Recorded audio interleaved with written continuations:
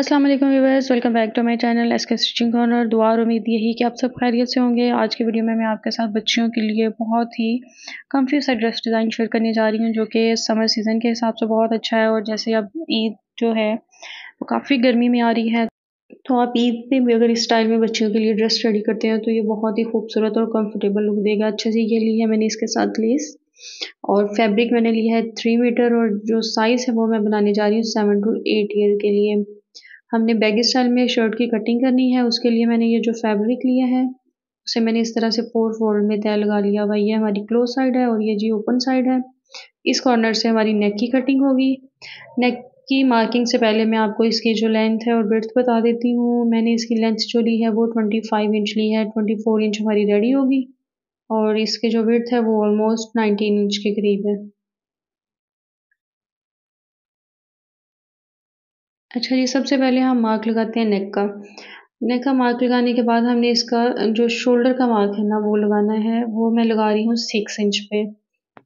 Baggy style kurti में shoulder की cutting नहीं होती है। शोल्डर का ये जो मार्क हमने 6 इंच पे लगाया, इसका पर्पज़ ये है कि इस पॉइंट पे हम इंचेस टेप को प्लेस करके आगे जितना भी हम अपना स्लीव जो है उसकी लेंथ रखना चाह रहे हैं उतनी हम लेंथ रख लेंगे। मैंने 13 इंच रखी है।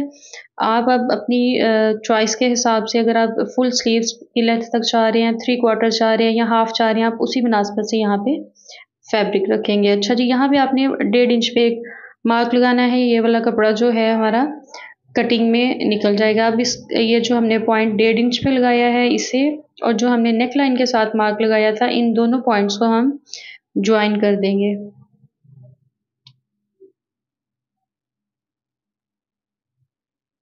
अब हमने मार्क लगाना है इसकी स्लीव्स के लिए। स्लीव के लिए जो मैं मार्क है वो लगा रही हूँ 6 इंच पे, जिसमें से ऑलमोस्ट 1 इंच हमारा स्टिचिंग में चले जाएगा और 5 इंच पे हमारा जो है वो स्लीव रेडी हो जाएगा।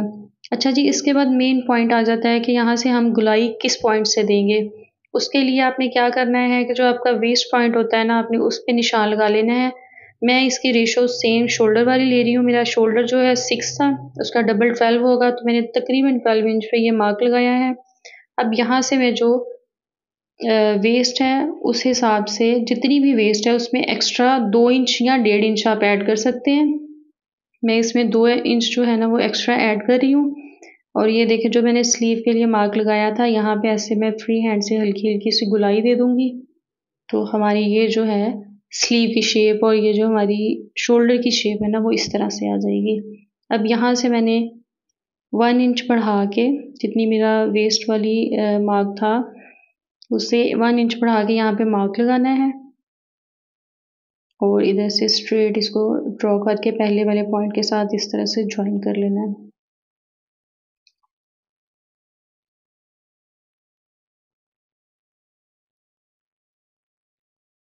यहाँ से मुझे इसकी थोड़ी सी शेप जो है वो ख़राब लग रही थी, तो मैंने इसे सेट कर लिया। और यहाँ से अब देखें, मैंने कर ली है इसकी कटिंग। बस ये हमारी थी कटिंग। अब देखिए, यहाँ से मैंने ना इसके कॉर्नर्स जो है वो तकरीबन 2 इंच पे मार करके ना तो इसको राउंड शेप दे देनी है, क्योंकि मैं चाक बहुत बड़े नहीं रखूँगी, लेकिन यहाँ से बस मैं इसके कॉर्नर्स जो है ना वो राउंड शेप में रखूँगी, क्योंकि ये ऑलरेडी शॉर्ट लेंथ पे होता है तो चौक इस पे ज़्यादा बड़े सूट भी नहीं करेंगे। अब ये देखिए, फ्रंट और बैक को सेपरेट किया है, और ये बस ये हमारी यही कटिंग होनी थी शर्ट की। अब इसके बाद ये मैंने ट्राउज़र के लिए कपड़ा लिया है, जिसकी मैंने विड्थ ली है 13 इंच, और लेंथ जो मैंने ली है तो ऑलमोस्ट इसकी जो है वो 31 इंच पे। अब हम इस पे मार्किंग कर लेते हैं। बहुत ही सिंपल सी कटिंग है इसकी। 2 इंच पे आपने मार्क लगाना है इसकी इलास्टिक के लिए, और इसके बाद आपने आसन का मार्क लगाना है, वो मैं 11 इंच पे लगा रही हूँ। और मैंने इसके जो पांचे हैं वो इलास्टिक लगाना है, तो इलास्टिक के लिए आपको पांचा थोड़ा खुला रखना होता है। उसके लिए मैंने जो मार्क है वो 9 इंच पे लगाया है। बस ये जो मैंने पॉइंट्स मार्क किए हैं, इन्हें मैंने इस तरह से ज्वाइन करके शेप दे लेनी है, और यहाँ से मैंने आसन की भी शेप दे के, तो यहीं से मैंने इसकी कटिंग कर लेनी है। बस जी, यही थी हमारी ट्राउज़र की कटिंग। कटिंग हमारी हो गई है। अब हमने इसकी जो नेक लाइन है वो रेडी करनी है। उसके लिए मैंने पेस्टिंग पेपर लिया, जो कि मैंने डबल फोल्ड किया हुआ है, और इसके लिए जो मैंने विड्थ का मार्क है वो 4.5 इंच पे लगाया है, और इसका लेंथ का मार्क जो है मैंने वो 8.5 इंच पे लगाया। अब 1 इंच का मैंने इसका मार्जिन जो है वो लगा के तो इसके बाद इसे कटिंग कर देना है। ये जी हमारी वी शेप की कटिंग हो गई है। अब हमने जो डबल नेक के लिए फैब्रिक है वो लेना है। उसके लिए मैंने जो फैब्रिक लिया है उसकी 4.5 इंच फोल्ड होने के बाद विड्थ है, और जो वी शेप के कटिंग से अंदर से जो कटिंग निकली है उसको मैंने प्लेस किया है और 1.5 इंच पे मार्क लगा के तो मैं 1.5 इंच का मार्जिन लेते हुए यहाँ से इसको कटिंग कर लेना है। अब हम इसका मार्क लाएंगे नेक लाइन के लिए। नेक लाइन मैंने जो इसकी लेंथ ली है वो ली है 3 इंच, और जो इसकी विड्थ ली है वो मैंने ली है तकरीबन 2.25 इंच के करीब, और ये 2 इंच का मैंने बिल्कुल छोटा सा यहाँ पे वी शेप ड्रॉ कर लिया।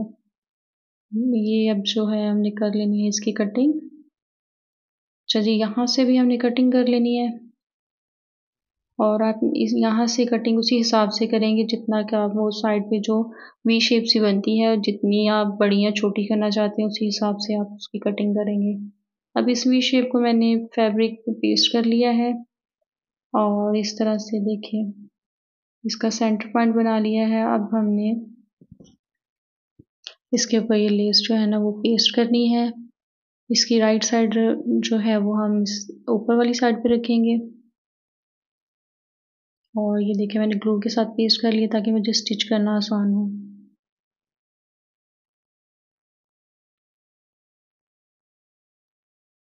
अब हम स्टार्ट करते हैं इसकी स्टिचिंग। जो मैंने ये एक्स्ट्रा फैब्रिक फोल्ड किया था इस पे पहले सिलाई लगा लेनी है, और इस वी शेप को आपने शर्ट के फ्रंट पे पेस्ट कर लेना है।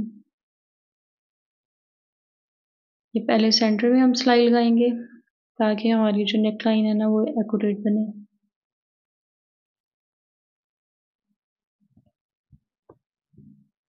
अब हम इसकी सिलाई लगाएंगे इस तरह से।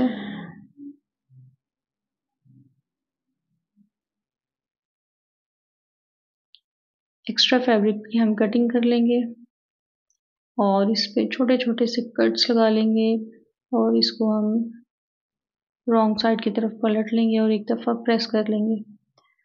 ये जी हमारी वी शेप जो है वो रेडी हो गई है। अब इसके अंदर जो नेक लाइन लगनी है उसे हम रेडी करते हैं। कटिंग इसकी हमने कर ली थी। अब मैंने एक एक्स्ट्रा फैब्रिक का पीस और लेना है और उसे इस तरह से पलट के उसके ऊपर प्लेस कर लेना है। अब नेक लाइन के साथ साथ बहुत बारीक बारीक सी सिलाई लगानी है, बहुत चौड़ी नहीं लगाएंगे। अगर आप बहुत चौड़ी लगाएंगे तो जब इसे आप पलटेंगे तो उसमें खिंचाव आएगा। ये देखिए दोनों साइड की भी सिलाई मैंने लगा ली है। अब एक्स्ट्रा फैब्रिक आपने करना है कटिंग, और इसे ये देखिए छोटे छोटे से कट्स आपने लगा लेने हैं और इसे इस तरह से सीधा कर लेना है।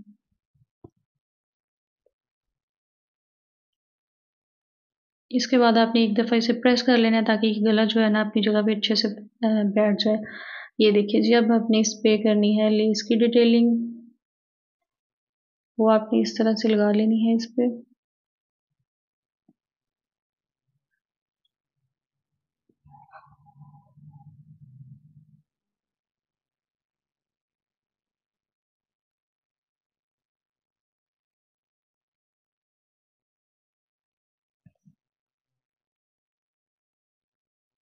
अब देखिए मैं डबल सिलाई जो लगनी है लेस के ऊपर वो लगा रही हूँ। यहाँ पे अब देखिए बिल्कुल स्ट्रेट लगनी है। आपने यहाँ पे भी इस तरह से दोनों साइड्स पे लेस लगा लेनी है और इसे इस तरह से पिन अप कर लेना है वी शेप में, और बाद में इसकी आपने यहाँ पे सिलाई लगा लेनी है और इन्हें ज्वाइन कर लेना है।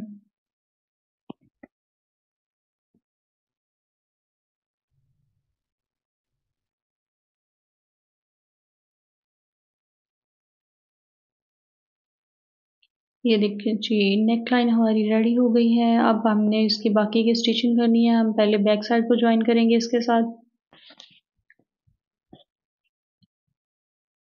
ये आपने शोल्डर की सिलाई लगानी है पहले।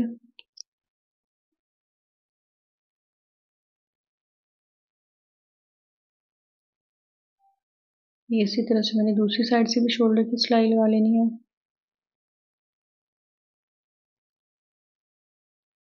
ये देखिए जी, शोल्डर की सिलाई लगाने के बाद आपने जो इसकी बैक नेक है उसकी कटिंग करनी है।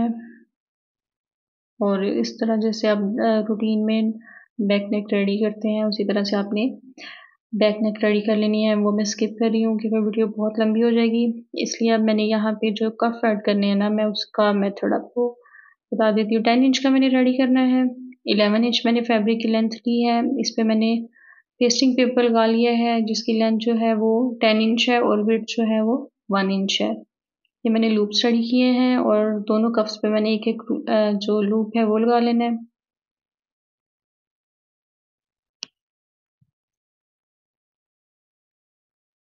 ये देखिए जी, मैंने इसे स्टिच कर लिया है। इसी तरह से मैं दूसरे कफ के ऊपर भी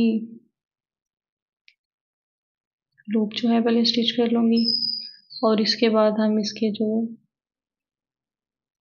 साइड पे सिलाई लगनी है वो सिलाई लगा लेंगे।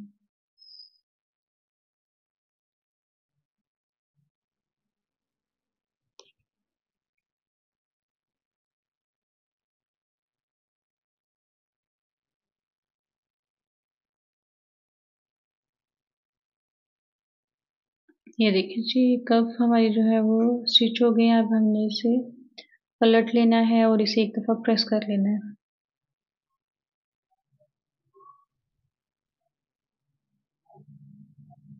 ये देखिए जी, मैंने इन्हें प्रेस कर लिया है और ये देखिए जो पेस्टिंग पेपर के साथ साथ बिल्कुल मैंने इस तरह से इसे फोल्ड करके प्रेस कर लिया है क्योंकि इस जगह पे हमने लेस लगानी है तो हमें वो पेस्ट करने में आसानी होगी। अब दोनों कफ के ऊपर मैंने इस तरह से लेस लगा लेनी है।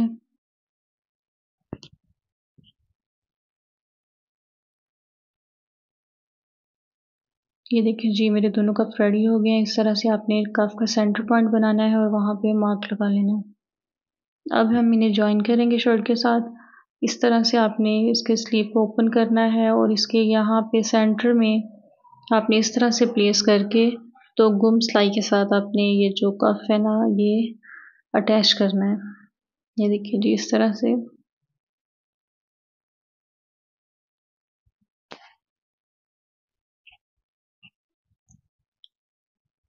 ये जो बाकी रिमेनिंग हाफ है उसे भी आपने इस तरह से स्टिच कर लेना है।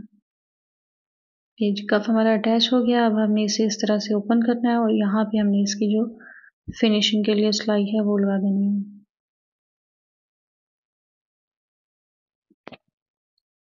कफ हमारा स्टिच हो गया। अब हमने इस तरह से इसकी साइड की सिलाई लगानी है और इसके बाद हमने इस पे जो चाक है इन पे लेस लगानी है। उसके लिए यहाँ से आपने इस तरह से फैब्रिक की जो पट्टी है रेब में कटिंग की हुई है इसे पहले एक साइड से प्रेस कर लेना है और इस तरह से आपने यहाँ पे कटिंग करके तो लेस को प्लेस करना है और इसे स्टिच कर लेना है।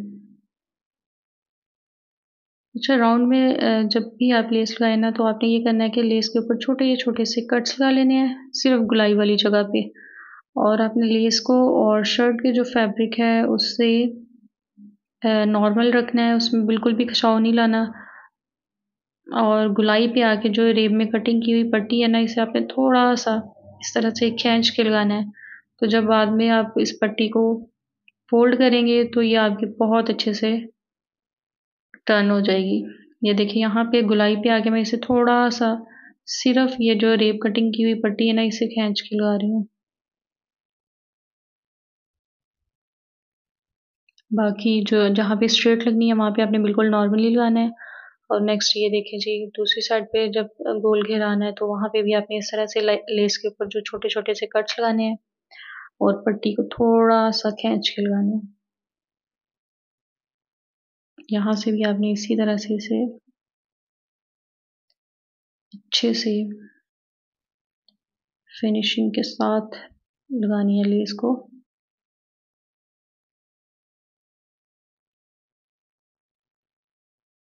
ये देखिए जी, मेरी एक साइड भी लेस लगी है। इसी तरह से मैंने दूसरी साइड पे भी स्टिच कर लेनी है।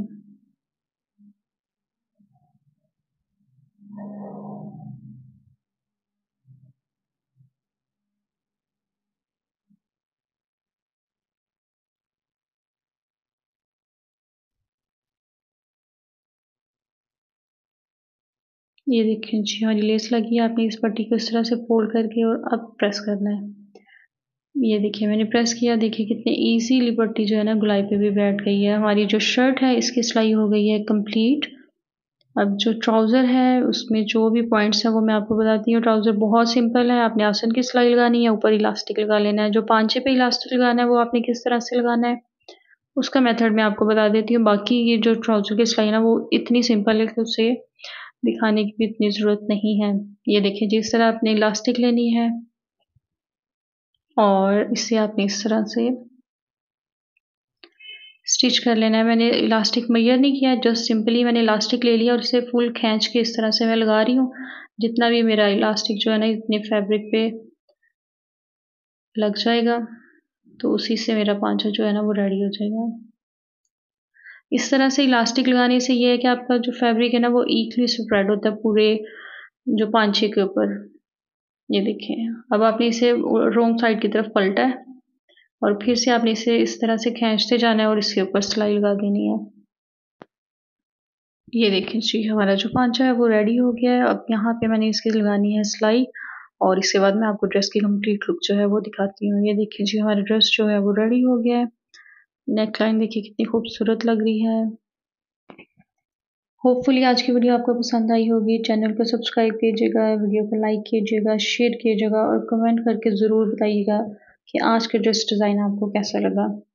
Thanks for watching the video. Allah हाफिज़।